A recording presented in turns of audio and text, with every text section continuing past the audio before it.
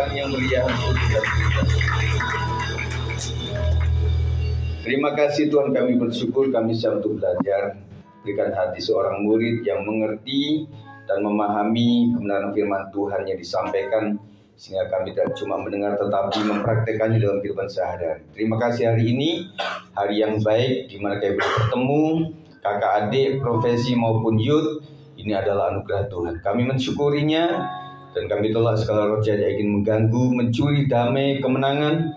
Kami usirkan di dalam nama Yesus. Kami siap untuk belajar. Haleluya. Amin. Silakan duduk. Ini bisa diisi depan. Minimal yang kedua nih. Ya. Ya. Puji Tuhan. Kak Cici enggak ke depan. Oke ya. Teman-teman sekalian, hari ini kita bersyukur untuk ketemu. Nanti kita akan, setelah ini juga akan mendoakan Kakak Milsya yang kemarin saya tunjuk sebagai ketua youth. Dan juga kita akan foto bareng nanti ya. Karena sebulan sekali, jadi kita akan foto bareng. Puji Tuhan, saya akan lebih cepat menyampaikan firman ini dengan judul hidup dalam kebenaran dan kasih. Pembacaan kita dalam 2 Yohanes 1 ayat 4 sampai 6. Kita akan baca sama-sama. Ya, ada di situ. Saya 4 ayat 5 saudara, kemudian ayat 6 kita bersama-sama ya.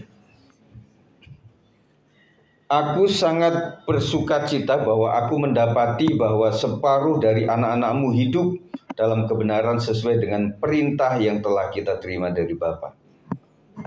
Silakan. Dan sekarang aku minta kepadamu, Ibu, bukan seolah-olah menuliskan berita baru bagimu, tetapi menurut berita yang sudah ada pada kita dari mulanya, supaya kita saling mengasihi. Ya, lebih kompak lagi ya. 1, 2, 3, 6. Dan inilah kasih itu, yaitu bahwa kita harus hidup menurut perintahnya. Dan inilah perintah itu, yaitu bahwa kamu harus hidup di dalam kasih, sebagaimana telah kamu dengar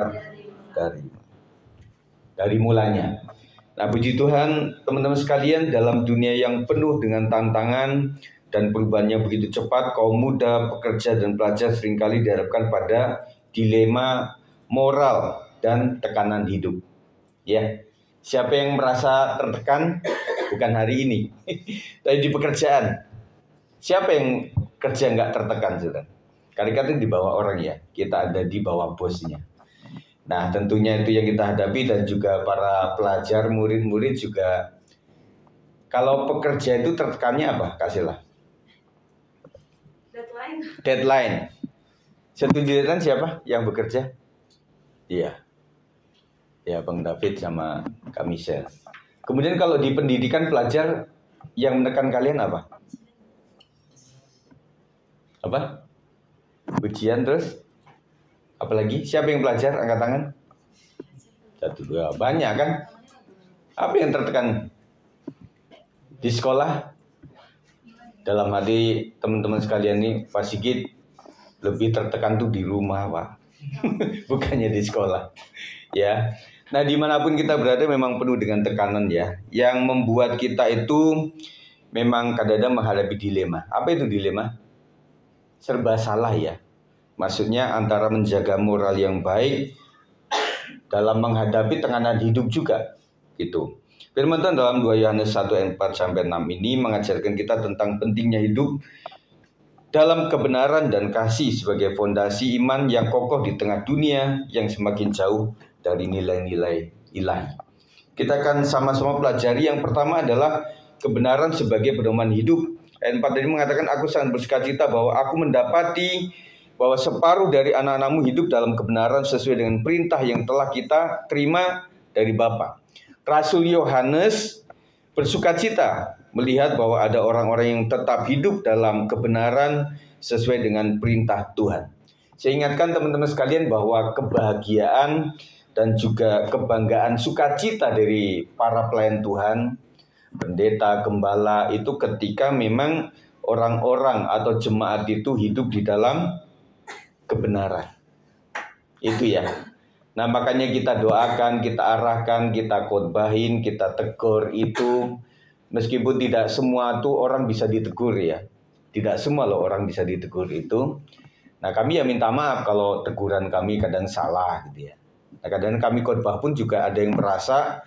Dan kadang padahal kan pada seluruh jemaat kadang kayak Pak Sigit ke saya aja itu. Bukan. Jadi semua teguran itu adalah penting. Kebenaran adalah prinsip yang tidak bisa dikompromikan. Nah, ini kita juga doakan buat teman-teman yang di dalam dunia pekerjaan itu memang selalu menghadapi itu ya. Namanya kebenaran itu bagaimana harus tetap dijaga dan tidak kompromi dengan aturan perusahaan atau bos. Nah itu nggak mudah. Makanya teman-teman sekalian, kalau yang bekerja itu kalian tidak menghadapi seperti itu, puji syukurlah kepada Tuhan. Ya, karena banyak teman-teman kita yang memang tertekan betul untuk menghadapi antara kebenaran dan apa yang harus diikuti dari kantornya gitu ya. Kita doakan terus. Sebagai generasi muda, pekerja dan pelajar, kita harus menjadikan firman Tuhan sebagai kompas hidup kita. Tahu kompas ya? Jadi dalam bekerja, dalam keluarga, di dalam sekolah, dalam kampus, kuliah, nah itu harus memiliki kompas, yaitu kompas kebenaran. Supaya apa? Menjadikan firman Tuhan itu menjadi anutan kita. Dalam dunia kerja, kejujuran dan integritas harus menjadi nilai utama. Kalian ada di wilayah karyawan atau karyawati. Tetapi ini yang menjadikan bos-bos itu suka adalah kejujuran dan integritas. Yang penting karyawan itu jujur, punya integritas, maka bos bisa menominasikan kalian untuk pangkat. Kalau di kantornya ada itu ya, ada leveling begitu ya. Kalian akan dipromosikan. Ada beberapa tempat kerja itu yang nggak ada promosi, karena memang wilayahnya ya itu saja begitu ya. Dan bahkan ada yang tugasnya apa, MOU-nya, tetapi kerjaannya juga apa-apa gitu loh. Semua dikasihkan ke dia itu. Dan saya merasa bahwa istriku dulu juga begitu. Sampai dia pernah menjadi wakil kepala juga di bank itu. Tapi kerjaannya teller juga kerjakan. Dan untuk di Tanah Abang itu jadi tellernya pick up teman-teman sekalian. Nggak tahu sekarang masih ada atau enggak. Jadi bukan nasabah yang datang ke kantor, tetapi para tellernya ini, teller pick up namanya, pick up ya. Naik turun Tanah Abang kan pernah ya. Wah itu capek banget, luar biasa. Dan situ nagihin, singkok enci itu kan, yang pedagang-pedagang itu ya. Nah kalian jangan menganggap remeh loh. Meskipun lapaknya itu cuma 2x2, hasilnya luar biasa di Tanah Abang itu. Makanya mahal ya. Jadi meskipun kecil begitu, sekali setor dia ya, waktu di PKB itu juga luar biasa gitu ya. Nah tentunya itu yang sedang kita hadapi. Dalam dunia pendidikan, belajar dengan tekun dan menghindari kecurangan adalah bagian dari hidup dalam kebenaran. Saya pernah menjadi seorang guru, dan yang kita idam-idamkan itu adalah murid yang seperti ini.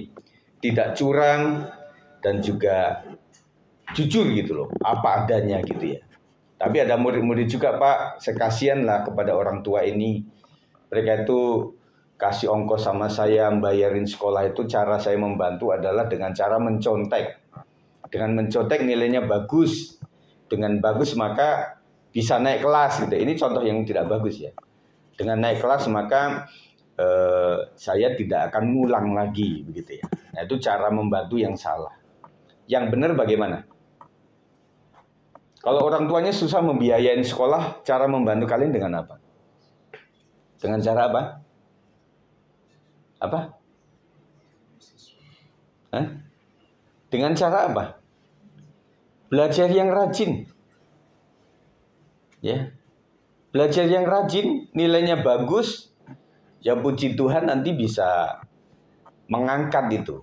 Jadi kalian bisa ranking berapa gitu ya. Kalau SMA ranking minimal 5 besar atau 3 besar itu kan dapat jatah khusus tuh. Jadi belum sampai mulai kuliah aja para perguruan tinggi sudah datang ke SMA tersebut. Pokoknya ini ya silahkan. Dan ada beberapa orang itu sudah mendapatkan nilai nominasi yang luar biasa sehingga dikasih 5 universitas, terserah kalian mau kuliah yang mana. Buat kalian bisa masuk semuanya. Itu enak banget. Nah, itu cara anak-anak Tuhan untuk membantu orang tuanya. Makanya teman-teman sekalian yang pelajar ini ya, mending kita nangis-nangis sekarang, jerih payah sekarang, daripada nanti si bapak ibumu itu ya kalau sudah segitu ya segitu aja. Kalian yang punya kesempatan untuk bisa naikkan derajat. Kalian naik juga, keluarga juga naik nilainya. Dalam kehidupan sehari-hari, kita dipanggil untuk berbicara dan bertindak sesuai dengan firman Tuhan. Ini yang kita jaga terus, teman-teman sekalian. Tentunya kita itu banyak orang-orang yang berasal dari wilayah yang dengan kata-kata yang agak keras, ya. Tetapi ada yang nggak cuma keras, tetapi keras plus kasar ada juga, ya. Kalau balik lagi kepada keluarga besar kalian, kami sedikit tahu juga karena kan warga kita kan sekitaran situ ya. Nah sekali keras memang keras ya. Ada yang kerasnya memang alami. Kisah orang tuanya memang tinggal di sebuah pegunungan. Jadi untuk berkomunikasi memang keras gitu ya. Nah itu terbiasa dibawa ke kota besar gitu ya. Nah tentunya teman-teman yang merantau juga kadang-kadang kebawa. Puji Tuhan ya beberapa sudah lahir di Jabodetabek ini. Jadi agak hilang itunya. Itunya karakternya. Yang penting nggak hilang bahasa ibunya ya. Tetap tahu. Yang kedua adalah kasih sebagai wujud ketaatan. Ayat 5 mengatakan, dan sekarang aku minta kepadamu ibu, bukan seolah-olah aku menuliskan perintah baru bagimu, tetapi menurut perintah yang sudah ada pada kita dari mulanya, supaya kita saling mengasihi. Kasih kepada sesama di tempat kerja berarti bekerja sama dengan baik dan tidak menjatuhkan orang lain. Kita maunya gitu ya, sebagai orang Kristen, tetapi kadang-kadang teman-teman kita tuh yang jatuhin kita, suka nendang kita, suka nyikut kita gitu ya. Tetapi bagaimanapun jadilah karyawan yang baik. Saya tahu ada beberapa yang memang masih bergumul untuk mencari pekerjaan yang baru, tetapi ada juga yang bergumul untuk bekerja, tetapi udah nggak betah, pergumulannya beda. Jadi kalian bayangkan ya teman-teman pelajar sekalian, bahwa kalian setelah lulus nanti tidak mungkin begini saja, karena akan di dunia kerja. Dan itu tanya sama kakak-kakak itu, bagaimana cara mencari pekerjaan nggak gampang. Dan ada beberapa yang beruntung lah, ya. Kayak kami misalnya juga beruntung waktu itu kita kenal dengan salah satu teman dan masuk kepada sampai sekarang bisa bekerja. Nggak semua orang bisa dapat kayak gitu. Tadi di atas begini sama Bugem sedang bicara tentang bagaimana masuk kerja kan, pakai psikotes dan sebagainya, pakai gambar-gambar begitu. Begini bilang, oh Bugem, aku nggak pakai gitu-gituan gitu ya, karena bisa langsung masuk gitu ya. Beda-beda teman-teman sekalian ya. Jadi jangan berpikir kita itu selalu mulus, enggak. Tidak selalu mulus kadang. Tetapi Tuhan izinkan kerikil-kerikil yang agak tajam itu untuk membentuk kita, mendidik kita. Kasih dalam lingkungan pendidikan sekolah pelajar berarti saling membantu dan mendukung dalam kebaikan. Nah ada beberapa murid saya dulu yang membantu teman itu dengan cara waktu kelompok belajar begitu dia bantu. Ada yang seperti itu ya, yang memang rela untuk membantu. Tetapi meskipun ada yang dimanfaatkan, ada juga. Ya, saya pikir teman-teman sekalian, saya lebih bangga kalian dimanfaatkan daripada memanfaatkan. Setuju ya? Maksudnya apa? Kalau dimanfaatkan itu ya udahlah, kesalahan dia lah, dia memanfaatkan saya, tetapi paling tidak saya bisa membantu dia gitu ya. Tetapi kalau sudah ketahuan dia memanfaatkan ya bertobat, jangan diteruskan gitu ya. Nah kadang dimanfaatkan teman itu untuk yang pertama kali nggak nyadar kita bahwa dia sedang memanfaatkan kita. 2-3 kali loh, lama-lama kok lain ini caranya. Jadi kita harus hati-hati di situ. Yang ketiga, kasih dalam kehidupan pribadi berarti mengampuni, menghormati, dan peduli terhadap orang lain. Kasih. Kita sedang bicara tentang kasih. Kasih itu artinya bisa mengampuni. Terima kasih untuk jemaat secara umum dan juga youth sama profesi ini masih ada toleransi dan masih bisa mengampuni satu dengan yang lain. Yang tidak mudah, ya. Ada orang itu yang memang menyimpan dendam ada. Dan kita tengking terus itu setiap hari. Dalam nama Yesus supaya saya nggak mendendam lah. Nah biasanya plekmatik, melankolis itu pendendam. Saya melankolis, plekmatik juga. Jadi kalau saya tidak bertobat itu, aduh, yang namanya sakit hati untuk melayani itu banyak sekali teman-teman. Banyak banget ya. Nah itulah saya didik dalam dunia pelayanan itu supaya mengampuni yang lain. Dan kadang-kadang banyak yang kita layani itu dan kemudian mereka juga nggak ada ucapan syukurnya, nggak ada terima kasihnya gitu loh. Ada yang cuma numpang diberkati untuk pernikahan juga ada yang cuma numpang dibaptis juga ada yang numpang, pokoknya begitulah. Sampai saya sama Pak Bu waktu itu kan memang sempet gimana Pak Sigit ini modelnya kayak gini ya, udahlah nggak usah lah. Dan bahkan belakangan pun juga begitu. Ada yang adik ipar juga kenal sama orang ini gitu loh. Jadi kayak gampangin aja. Bisa nggak? Oh bisa. Coba aja nanti ke Kak Sigit lah. Mungkin bisa untuk diberkati gitu ya. Nah saya sama istri juga sepakat. Saya bilang tanyain aja kepada orang ini. Dia berjemaat di mana? Kayak saya bilang begini. Meskipun dia akan diberkati di sini, istilah kata, saya akan minta persetujuan daripada gereja tersebut untuk dinikahkan misalnya begitu ya. Jadi ya agak kapok juga sih. Nah akhirnya ya puji Tuhan dia sadar, akhirnya ya itulah. Jadi kebutuhan gereja itu apa sih? Jadi kebutuhan gereja itu kan untuk bertumbuh gitu loh.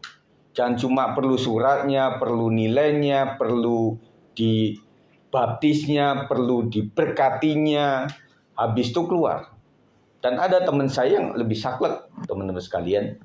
Jadi kamu mau diberkati di sini, oke. Sekarang tekan kontrak, kamu mau jadi jemaat di sini, gitu. Ya, bahkan kita itu kan punya prasyarat lah. Artinya untuk diberkati itu minimal 1 tahun untuk menjadi anggota jemaat dengan cara aktif dan begitu ya. Nah dari situ aja sudah nggak masuk kriteria gitu. Akhirnya saya kasih saran-sarannya kayak gitu. Udah inilah sampaikan ke dia itu bahwa mulai poin pertama aja udah nggak nyampe, nggak masuk gitu loh.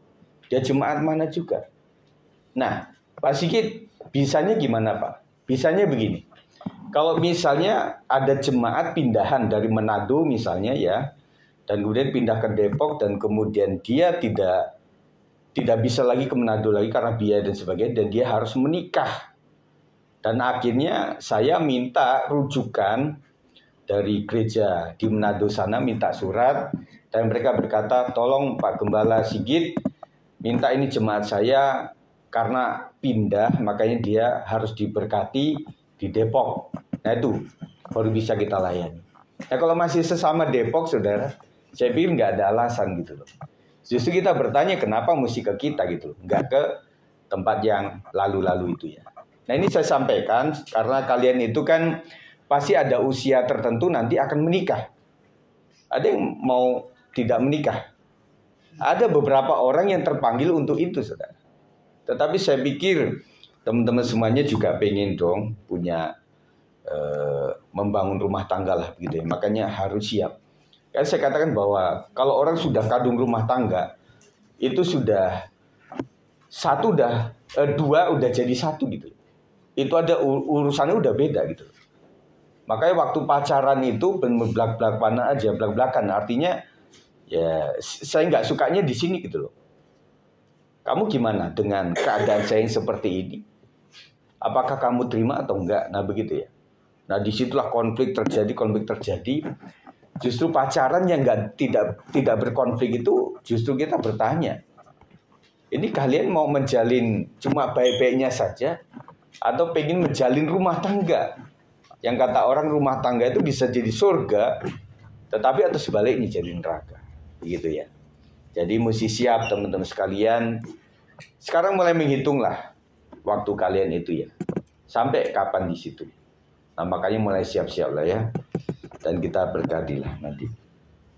Yang ketiga, berjalan dalam perintah Tuhan. Ayat 6 mengatakan, dan inilah kasih itu, yaitu bahwa kita harus hidup menurut perintahnya. Dan inilah perintah itu, yaitu bahwa kamu harus hidup di dalam kasih sebagaimana telah kamu dengar dari mulanya. Kasih bukan hanya tentang perasaan, tetapi tindakan nyata yang diwujudkan dalam ketaatan kepada perintah Tuhan. Jadi perasaan itu memang cinta. Cinta itu adalah perasaan. Maka orang bilang love is blind. Jadi cinta itu adalah buta. Memang perasaan. Jadi kalau orang udah perasaan full, itu logika kadang-kadang nggak masuk di situ. Makanya kalau lagi jatuh cinta banget, ya teman-teman sekalian, doimu lagi jatuh cinta banget, hati-hati dengan omongannya. Apapun dikasih sama dia, kadang-kadang nggak masuk logika di situ. Nah, kita lihat aja, nggak, kamu lagi jatuh cinta banget nih. Jadi hati-hati dengan perkataanmu, gitu ya. Kadang-kadang kalau sudah jatuh cinta itu buta jadinya ya. Apapun dilakukan gitu. Jadi cinta kepada Tuhan itu bukan sekedar perasaan, tetapi betul-betul itu adalah sebuah keputusan yang diwujudkan dengan ketaatan kepada Tuhan. Yohanes mengingatkan bahwa sejak awal mereka telah diajarkan untuk saling mengasihi. Saling mengasihi satu dan yang lain. Saling mengasihi itu juga saling mengampuni. Betul ya, setuju ya? Jadi kalau aku mengasihi misalnya teman saya, dan aku juga terima dia apa adanya gitu. Kekurangan apapun juga saya akan terima. Jadi kasih itu juga ada di dalamnya nilai pengampunan. Mengasihi itu, mencintai. Hidup dalam kasih bukan hanya teori, tetapi tindakan nyata dalam ketaatan kepada firman Tuhan. Itu kepada Tuhan, cinta kepada Tuhan. Kasih sejati ditunjukkan dengan melakukan apa yang Tuhan perintahkan, bukan sekedar mengandalkan perasaan atau opini dunia. Kasih sejati melakukan apa yang Tuhan perintahkan. Hidup dalam kebenaran berarti tidak tergoda oleh gaya hidup dunia yang bertentangan dengan firman Tuhan. Ya, jadi hidup dunia ini memang luar biasa. Dan kadang-kadang kalau kita, maaf kata iman kita lagi cetek, kita bisa terbawa oleh silaunya keadaan dunia ini. Kita harus hati-hati ya teman-teman. Mengutamakan kasih dalam segala tindakan kita sebagai bukti bahwa kita adalah murid Kristus. Jadi untuk menjadi murid itu saya sering bilang, murid itu ada medianya, ada belajarnya, ada tugasnya, ada PR, PS-nya, dan juga ada penilaiannya. Dan jangan lupa selalu ada yang namanya waktunya. Ada waktu berangkat sekolah, ada waktunya belajar, ada waktunya istirahat, ada waktunya makan, ada waktunya pulang, ada waktunya eskul, dan kita taati semuanya. Itu sebagai murid. Kesimpulan, bagi generasi muda, pekerja dan pelajar, kita dipanggil untuk hidup dalam kebenaran dan kasih. Jadi melakukan yang benar, tetapi juga memiliki kasih. Ya, jadi kebenaran tanpa kasih itu akan menjadi hukum Taurat. Ya, tetapi terlalu mengasihi tanpa ada aturan itu menjadikan memanjakan. Tetapi Tuhan mendidik kita untuk tegas, tetapi kasihnya sungguh lembut terhadap kita. Dunia mungkin menawarkan banyak jalan pintas dan kompromi, tetapi firman Tuhan tetap menjadi pegangan yang benar. Mari kita terus hidup dalam kebenaran dan mengasihi sesama sebagai wujud nyata dari iman kita kepada Kristus. Sebagai refleksi, apakah saya sudah menjadikan firman Tuhan sebagai pedoman utama dalam hidup saya? Nah, saudara renungkan nanti, ngobrol sama orang tua atau kakak sama adik, adik sama kakak, kita atau sendirian, kita refleksi sebelum tidur ya. Kita bilang, apa saya ini sudah menjadikan firman Tuhan sebagai pedoman utama dalam hidup saya. Cara menjadikan firman Tuhan sebagai pedoman adalah kita baca, kita taati. Itu menjadi pedoman. Bagaimana saya bisa lebih menunjukkan kasih kepada sesama di lingkungan saya. Saya punya lingkungan. Ada keluarga, ada gereja, ada juga untuk di customer, ada juga di jalan, di KRL, di bus, atau di ojek online atau ada di GrabCar dan sebagainya, itu adalah lingkungan kita. Bagaimana kita bisa menunjukkan kasih kepada mereka? Saya punya teman gembala, teman-teman sekalian. Jadi dia tuh sempat nge-grab mobil, ya. Dan kemudian dia bilang, Pak Sigit, saya ya membantulah, karena gembala GB itu kan nggak bergaji. Jadi saya membantu dengan cara Grab ini, kemudian saya juga bisa ngobrol tentang kasih Kristus kepada orang yang tidak kenal. Dan macam-macam ketemunya itu. Ada yang stres lah, karena bapak-bapak, ada yang ketemu bencong juga lah, ada yang ketemu orang mabuk lah. Pokoknya macam-macam lah. Pokoknya di atas jam 10 malam itu udah aneka ragam ketemunya dia itu. Akhirnya dilayani, memang harus hati-hati. Dan akhirnya dia bisa melakukan itu sambil membantu pekerjaan dan juga pelayanan. Apakah ada kebiasaan yang perlu saya ubah agar lebih taat kepada firman Tuhan? Nah, teman-teman sekalian, ada kebiasaan nggak yang harus dirubah supaya kayak lebih taat kepada firman Tuhan? Karena masa ini adalah masa gadget, ya. Semua dari anak-anak kecil pun, baby-baby pun sudah dikasih gadget begitu ya. Nah, saya pikir kalian juga sedikit banyak terpengaruh oleh itu. Kami juga, para pendeta juga pakai gadget. Tetapi untuk mencari sumber-sumber lah, ilustrasi, dan berbagai macam. Dan kemudian ada beberapa pendeta itu yang masuk pada platform medsos. Ada yang masuk TikTok, ada yang di Snap Video, ada yang di Twitter, ada yang di Facebook juga, begitu ya. Meskipun ada beberapa yang dapat reward gitu ya. Tolong dong kasih bintang, kasih inilah, kasih apa supaya dapat duit gitu ya. Nah, apapun itu akhirnya para pendeta ya udahlah saya masuk di situ. Jadi saya semua punya akun itu, ya, akun itu semuanya. Nah, akhirnya ya itulah caranya, karena dunia sudah ada di situ. Nah, karena waktu rebahan kan generasi rebahan tuh, lagi rebahan itu lagi scroll, ada Pak Sigit ngomong misalnya gitu ya, atau ya dua kemungkinan, Pak Sigit lagi bosen scroll lagi gitu, atau memang mau mendengarkan itu sudah. Ya, jadi sebagai penutup, mari kita sadari betapa pentingnya hidup dalam kebenaran dan kasih. Kita harus hidup benar, tetapi kita harus memiliki kasih. Kasih yang betul adalah mendidik, bukan memanjakan. Kiranya kalian bertumbuh di dalam kasih dan juga anugerah Tuhan. Amin. Kita akan berdoa. Dan saya itu nanti kita akan doakan Kak Milsa ke depannya. Kita akan berdoa. Terima kasih Tuhan, kami ucap syukur untuk anugerah Tuhan yang luar biasa. Jadikan kami orang-orang yang peduli dengan kasih, tetapi juga peduli dengan kebenaran. Kami hidup di tengah-tengah dunia yang tidak benar, dunia yang sudah bengkok, dan mohon kekuatan daripada Roh Kudus supaya kami bisa mengaplikasikan kebenaran, dan juga kami bisa mengasihi. Tuhan, ajarkan kami memiliki roh pengampunan terhadap teman-teman kami sebagai pelajar, teman-teman kami sebagai karyawan maupun karyawati, dan juga keluarga besar kami yang mungkin juga pernah menyakiti kami. Ajarkan kami Tuhan memiliki pengampunan, sehingga dengan demikian kami boleh hidup dalam damai sejahtera bersama Tuhan. Terima kasih, kami terima berkat Tuhan untuk firman Tuhan ini dengan ucapan syukur.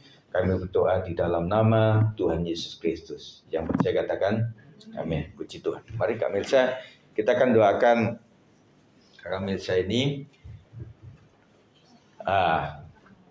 Puji Tuhan, di hari Minggu siang kemarin memang kita sedang berbicara tentang youth dengan profesi ya. Nah, saya mulanya berpikir atau kita gabung terus begitu ya. Tapi ternyata Bang Oto juga usulkan, enggak Pak Gem, supaya gabungan itu sebulan sekali aja. Dan kemudian nanti setelah itu profesi ya ke komselnya profesi, kemudian youth di komselnya youth. Wah, kalau begitu berarti di youth perlu yang namanya ketua gitu ya. Nah, karena ini adalah pekerjaan Tuhan dan ini adalah membutuhkan hati yang sungguh-sungguh ingin melayani dengan sungguh kepada Tuhan. Kita doakan Kakak Milsa ini ya supaya menjadi ketua meskipun masih muda. Dan saya pikir untuk youth cocok lah Ya, puji Tuhan, kita akan doakan sama-sama. Baik. Ya, berdiri aja ya. Ya, semuanya kita angkat tangan. Tuhan Yesus, terima kasih Kau memberikan inspirasi kepada hamba-Mu ini Tuhan.